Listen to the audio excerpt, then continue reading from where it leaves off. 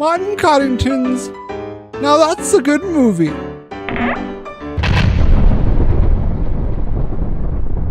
Hi, welcome back. Today we're going to do another special episode. We're going to talk about Andrea Arnold. She's English writer-director. She's made 4 films. Her short Wasp won an Oscar for Best Live Action Short Film. Her first feature length was Red Road.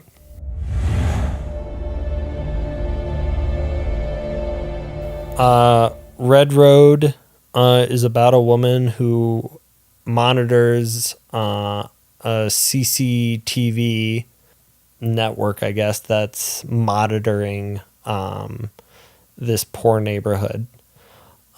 She recognizes on the screen a man that she starts essentially stalking, and you get the real sense that he's not a good guy. He was just released from prison. She even has like other people that work at the CCTV start keeping tabs on him for her. She even starts following him around on the streets. And then eventually bumps into him and like introduces herself into his life. You don't know what he's done through most of the movie. That's intentionally hidden from you. You just get the real sense that, you know, he's not a good guy and that he's done some horrific thing to our lead actress. I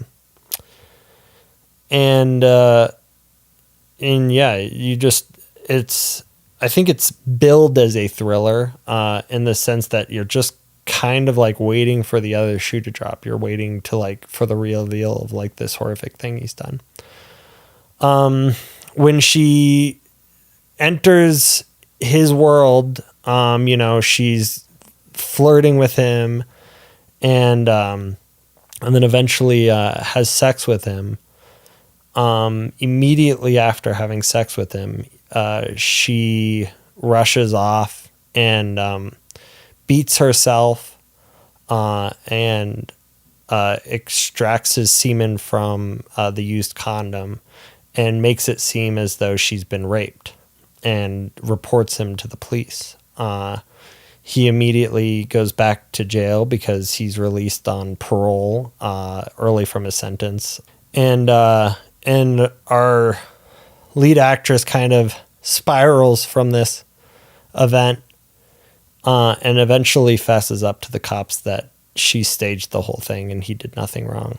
Our man then confronts her, screaming, and is totally oblivious as to why she's done this to him. And she reveals that she's the mother of the little girl and wife of the man he ran over in his car in an accident where he was under the influence of some drugs and went off the road and killed 2 pedestrians, her husband and daughter. He then recognizes her, and she's upset at him for not recognizing her earlier because he wouldn't look up from, his... In the court, she wouldn't look up and he wouldn't look up and look at her even throughout the whole court hearing when he was going to jail the first time. I think it's such an interesting story because initially we see her as, we see that her anger throughout the movie and we see her doing these things and we assume that he's done some heinous thing to her. And the thing that he's done is an accident. There's no reason he should have been driving under the influence of drugs. But he certainly didn't go out with any intent to run over her daughter or her husband. And, he's served his time and has been released, but clearly hasn't done anything to help her with her pain. And so I think this is just her way of taking matters into her own hands. I think that it's such an interesting way to tell the story. By the end of it, there's no real villain or hero, or it's just people stripped down to their, basic being. It's just a great way to tell the story, holding back the information as to what he's done from the viewer, and just allowing the viewer to let their own imagination kind of fill in the blanks and just imagine these things, just to almost take it all back at the end. Her second film is Fish Tank. Fish Tank is about a 15-year-old girl living in, the poor district. And it's just kind of about her existence in this world. She has a younger sister, and they seem to be at each other's throats all the time. And she lives with her single mother, who's raising them. But her mother views her almost with jealousy and just animosity.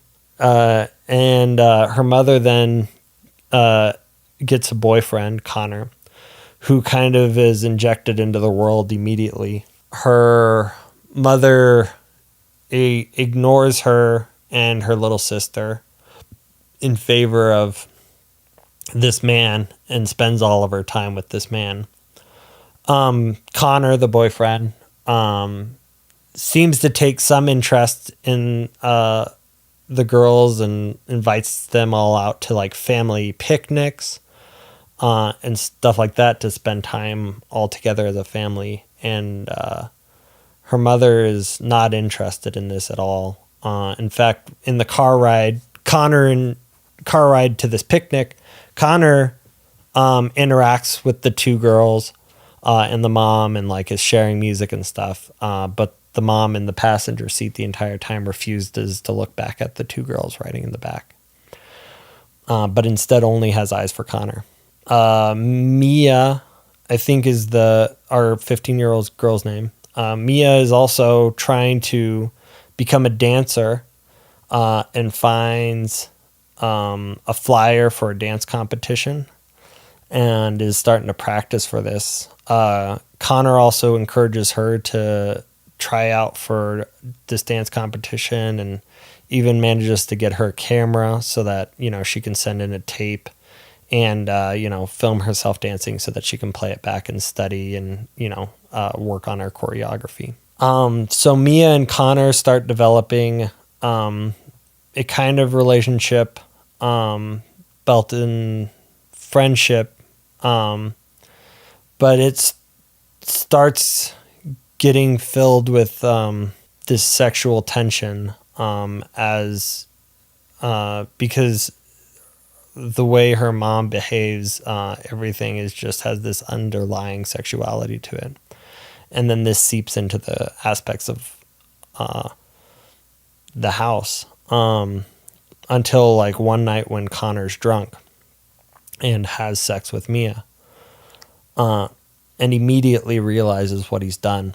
And he flees the house with no word and doesn't call them. Mia, of course, who at this point is now in love with Connor, is upset by this and tracks him down, only to find out that he has an his own entire family outside of hers. Connor seems to have a wife, has his own daughter. Upon finding this out, she immediately starts spiraling. She pisses in their house, like in the living room floor, and then starts stalking the family only to kidnap his daughter a little while later. When she takes the daughter, though, it's clear that she has no intent of hurting the little girl, but is instead trying to get at Connor. She treats the little girl just like her sister, is saying that they're going on a picnic. And the only time she ever harms the girl is when the girl starts throwing a tantrum and kicking her in the shins. At this point, Mia throws the little girl into the river. The girl starts drowning. Mia quickly takes action to save the little girl and pulls her on shore and hugs her, because once again she doesn't mean the girl any harm, and promptly takes her back home because I think she realizes, like, that what she's doing isn't correct.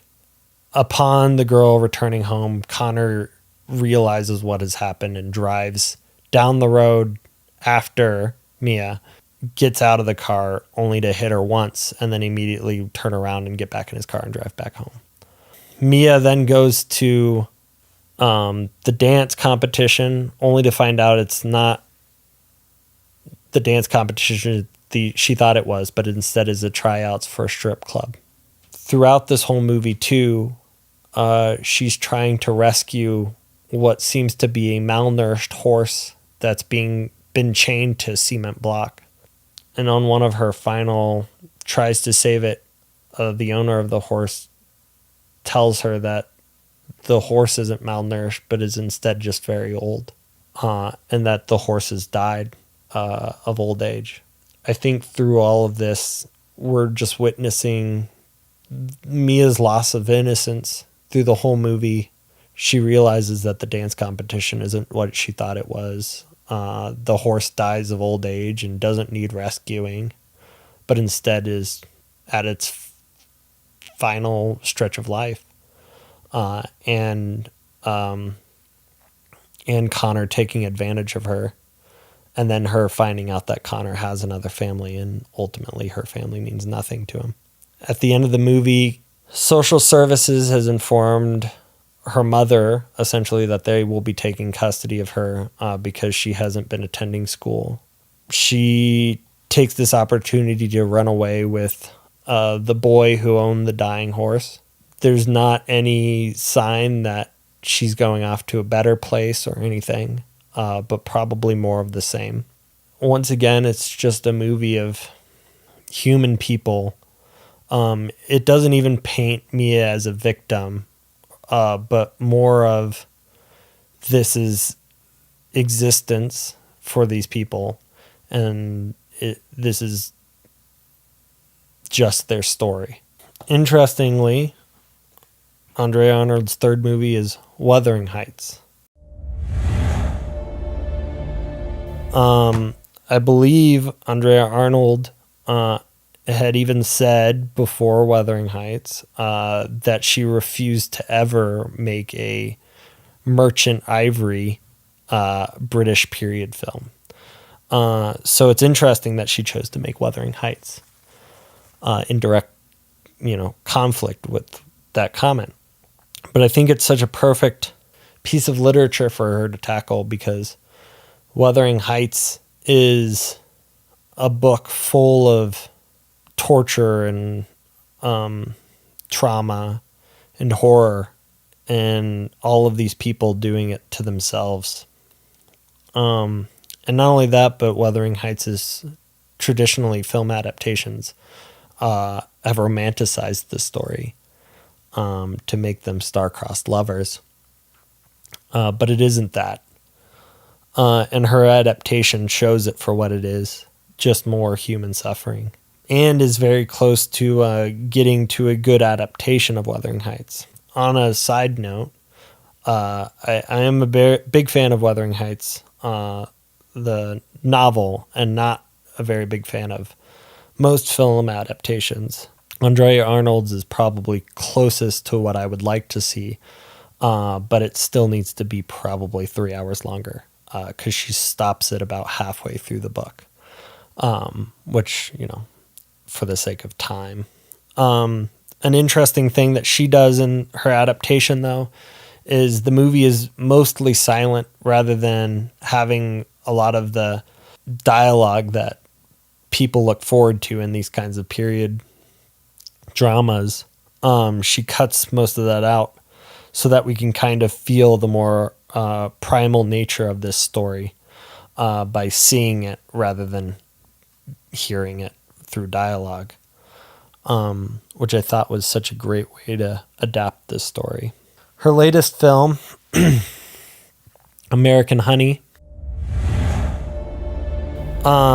puts her back to what she knows. It focuses on a girl is in an abusive household and is taking care of her younger siblings until she's offered the chance to join this magazine crew and basically live this vagabond existence, traveling around the United States in a van with all these other young kids. And it's kind of this opportunity to be free from the environment in which she seems to be trapped. So she takes the opportunity, only to realize that while these kids seem to be free, it's more of the same.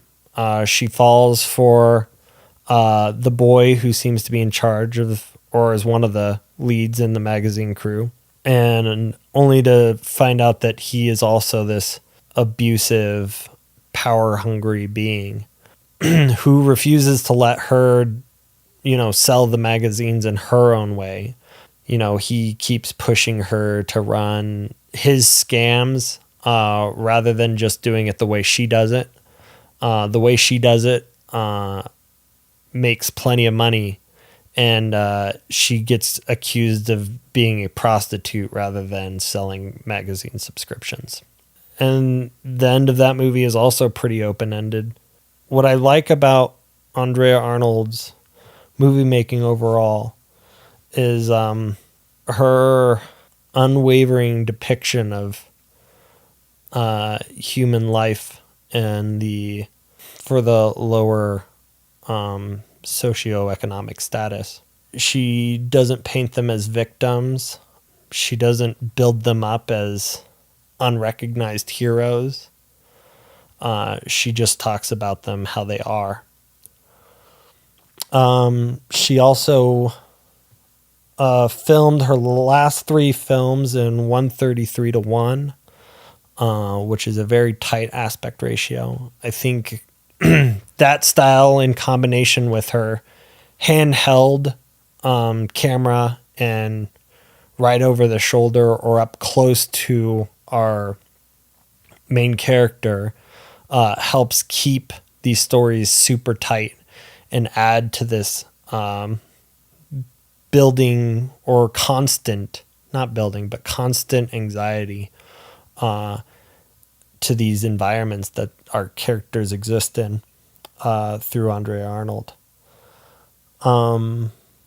She often films things or frames them beautifully because there's still beauty to be seen in these environments, and has plenty of shots just tracking over like pictures on fridges or moths on the walls or all these other things that are just these beautiful things that exist in and because of these environments.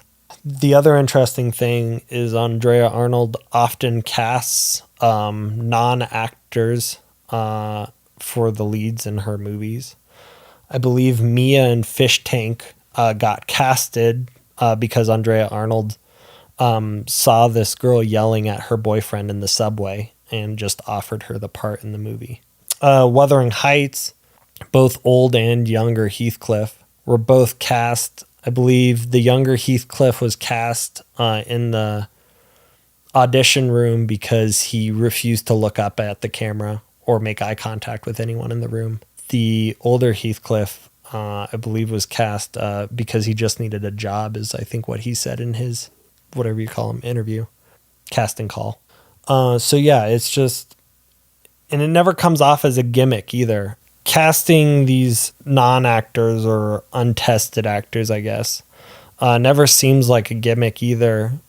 She gets real performances out of them because they are just people. There's nothing like overly rehearsed about their performances.